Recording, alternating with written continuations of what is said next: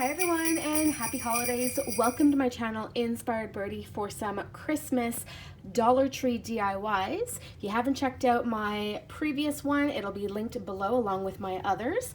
So thank you so much for joining today. Today is going to be a really simple DIY. I wanted to make two little Christmas tree decor items to put on my fireplace or to put on like two end tables, and I'll show you what I got here. So I've got these two Christmas tree decors from the Dollar Tree. They also have them in white, so if your style is white, check that out. They're super cute. I also picked up this 15 feet garland, but I already had some left over, so I'm going to use this one since it's already open. And then these really adorable Christmas cans as well.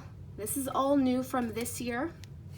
And that is really it. I may add one or two things here, but I'll let you know, of course, if I do that. So let's get started.